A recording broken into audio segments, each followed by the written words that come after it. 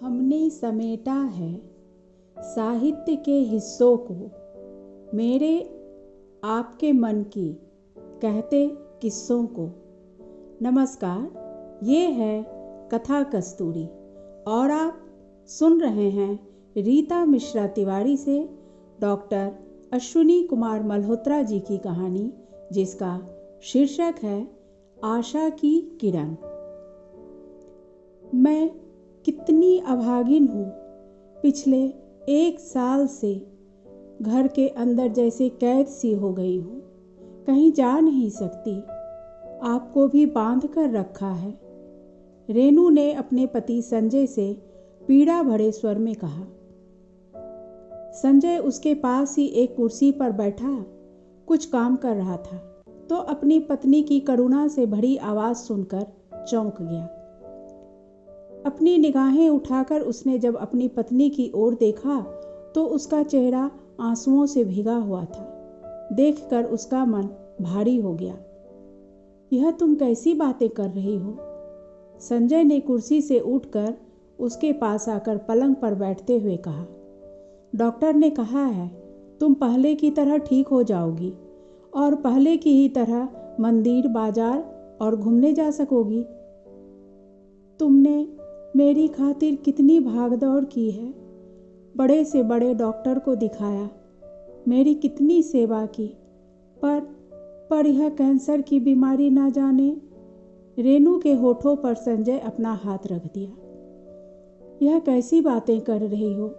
अब वह काली रात कट गई है, अब सवेरे का सूरज निकल आया है। संजय ने उसके आंसुओं से भरे चेहरे को अपने हाथों में लेते हुए उसके चेहरे के आंसुओं को साफ करते हुए कहा, अगर मुझे कुछ हो गया होता तो क्या तुम मेरी सेवा न करती?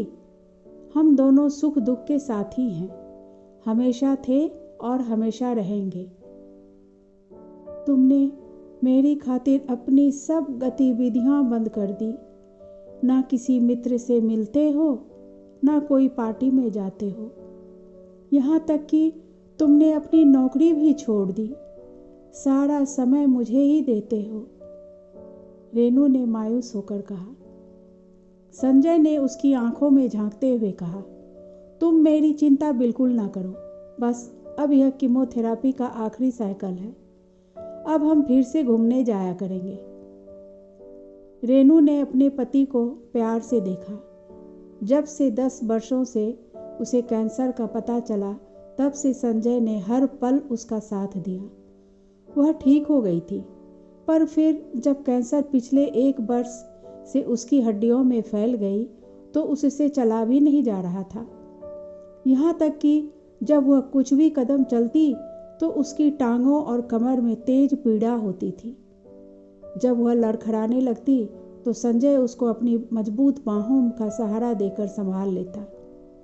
वह उसे अपनी गोद में उठाकर बाथरूम तक ले जाता, उसे खुद नहलाता, उसको अपने हाथों से खाना खिलाता। कीमोथेरेपी ने अपना असर दिखाना शुरू कर दिया था। अब वह बिना सहारे के घर के अंदर चल फिर सकती थी। कल ही तो वह घर के बाग में कुछ देर तक बैठी थी। खिली खिली धूप और बाग में विभिन्न रंगों के फूल कितने सुहावने लग रहे थे। उसके मन में आशा की किरण जाग गई। उसके चेहरे पर फिर से मुस्कुराहट लौट आई। उसने संजय को प्यार से देखा और उसे गले लगा लिया। ये कहानी इतनी ही। अभी आप सुन रहे थे कथा कस्तूरी पर रीता मिश्रा तिवारी से डॉक्टर अश्विनी कुमार मल्होत्रा जी की कहानी। हम फिर मिलते हैं एक नई कहानी के साथ। तब तक के लिए विदा। धन्यवाद।